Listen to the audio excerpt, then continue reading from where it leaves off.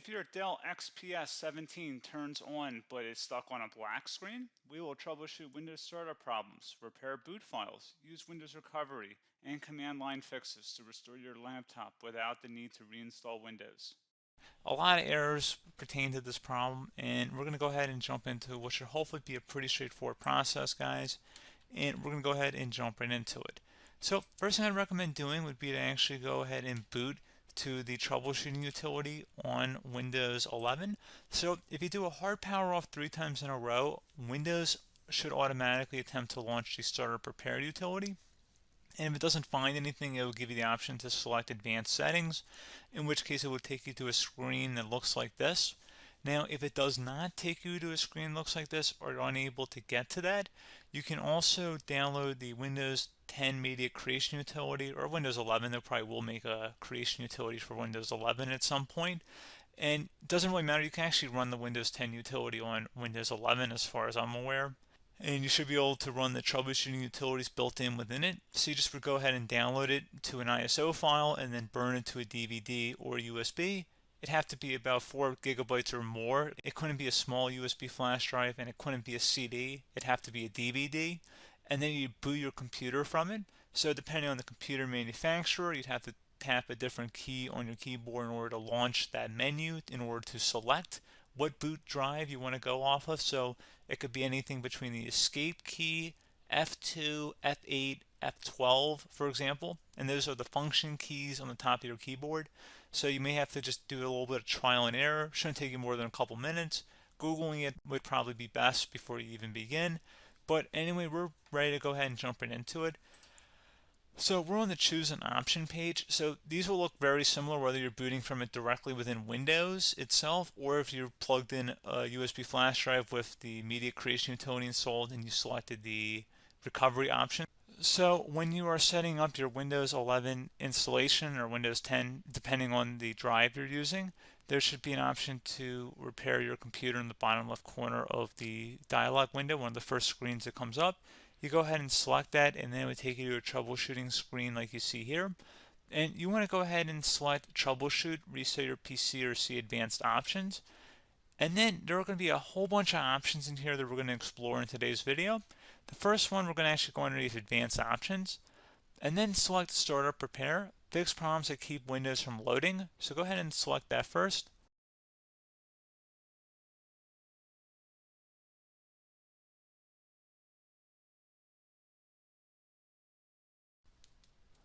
Okay, so you can see it could not repair our PC.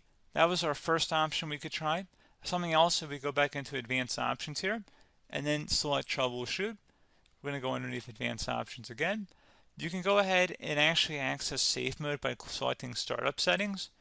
And then if you select the restart button, you have the option on the screen select safe mode with networking, which will give you a key on the screen. It'll tell you which key to press to enter that. I believe it's the F7 key. It'll do that for you. I'm not going to go over that in today's tutorial because I don't really want to go into safe mode, but you're more than welcome to attempt that by going into here and then selecting restart. Again, it'll launch another screen. It'll say what key do you want to press, and it'll give you like 7 or 8 different options, and you want to select safe mode with networking.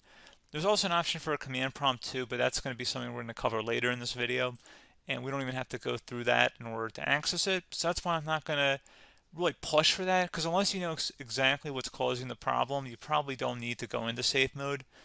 Unless you're trying to recover files, in which case then you definitely can go into safe mode, but we're trying to actually recover our computer here. So I hope that makes sense. Something else we can also try here as well would be to uninstall updates, remove recently installed quality or feature updates from Windows. So if you go ahead and select that, you can uninstall the latest quality updates, which generally is the more day-to-day updates. Feature updates are the less regularly released ones, like the big ones. I would equate it to service packs in like Windows 7 and Windows Vista and Windows XP. So larger updates that occur once or twice a year at most. And the quality updates are more just a regular update. So probably obviously depend, it'll take longer if you're going to try and uninstall the latest feature update versus quality update. And maybe you don't need to go back that far. So just giving you guys a couple of pointers with that. Something else you can also look at here, and we're going to jump into the command prompt in a little bit, But you can select System Restore, which will use a restore point recorded on your PC to restore Windows. And this is something I would highly recommend here, guys. So select Next. Assuming you have a restore point saved on your computer, you go ahead and select the most recently created one, and you'll select Next, and then you'll select the drive. You shouldn't actually have to select the drive. You can scan for affected programs, but we're going to keep it all default here, and then we're going to select Finish. So once started, System Restore cannot be interrupted. Do you want to continue? I think we're going to select yes. I don't think we have anything better to do on our computer right now, so just give it a moment here to initialize. It will take a couple minutes to run, obviously depending on how large your hard drive is and how much is saved on the System Restore point. So just give it a couple minutes here.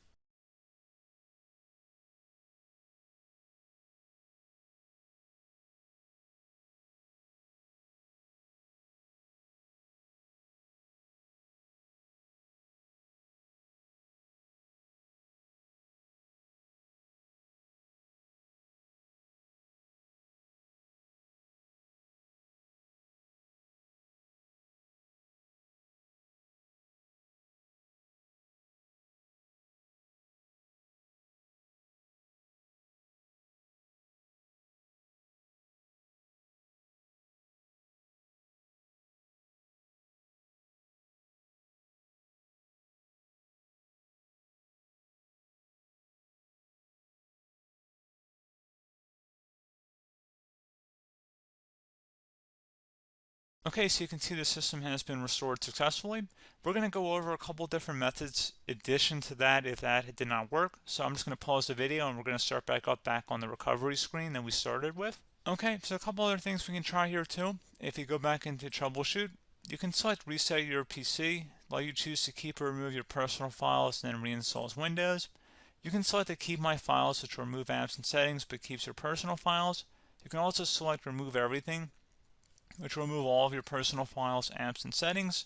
So this is more of a factory reset, the second option here. First option, it should not delete all of your personal files. However, it will pretty much clear most of your programs. And keep in mind, there's no guarantee that your information, number one, is even still available and easily recoverable on your computer to the point that you actually would be able to recover anything. And the second point is that there's always a chance that it won't actually recover and it will just do a factory reset anyway. So there's no guarantee that actually would keep your files anyway. So I would recommend trying to get a recovery tool and backing that up first before selecting it anyway. But again, those are a couple different options. And then something else you can try here if you go back to the choose an option. Another option, if you go underneath choose an option and select troubleshoot, advanced options, and now select where it says command prompt. Okay, so the first thing we should do is type our main hard drive here. In most cases, it should be the C drive. So you just do a C colon and then hit enter on your keyboard. So once you're underneath the C drive, we're going to type in dir and then hit enter on your keyboard. It should have program files, users, and Windows all in there. That's how you know you're in the right directory.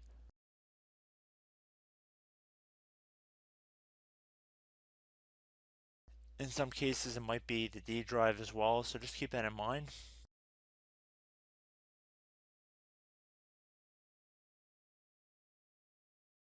Next thing we're going to do is type in cd space / Windows / system 32 / config, and then you're going to hit enter on your keyboard.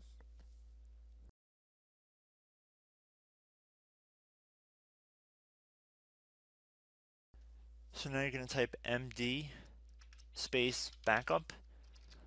If you've seen other tutorials, it might also say to put down md backup. That's because the backup name is pretty common when you want to back something up. So you can name this whatever you want, doesn't have to be backup. So if you've already made a backup folder in the past, you could do backup 1, for example. So once you're done setting the name you want the backup to be called, hit enter on your keyboard again.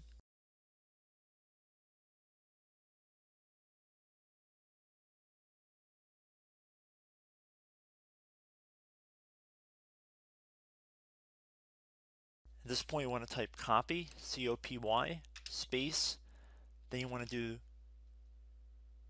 the star symbol above the 8 key, then do a period or a dot, whatever you want to call it, then another star sign, and then another space, and then type backup, and then hit enter on your keyboard.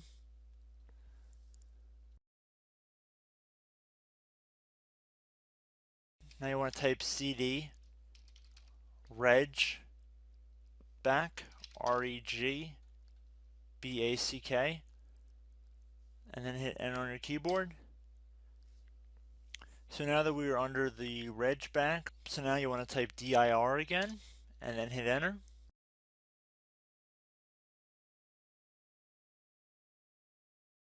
So now at this point we're going to type copy again. So copy, space, star sign, dot, another star sign, space, and then 2 dots. So we're going to type copy, space, star sign, dot, sign, star sign, dot, dot, and then hit enter on your keyboard again. So for overwrite, you want to overwrite all. So type A on your keyboard, so capital A, and then hit enter on your keyboard.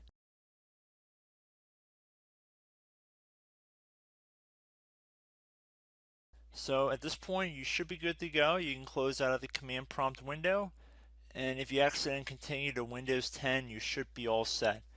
So I hope one of these 3 or 4 different methods we went through in this tutorial helped you guys out. Again, I'm not sure if you guys heard me earlier, but try to go back into your safe mode if possible and uninstall any programs you know might be conflicting with the Windows startup if you can get into safe mode. So just keep that in mind. Something very simple like that could be blocking up everything. So again, I hope this tutorial helped you guys out, and I will catch you in the next tutorial. Goodbye.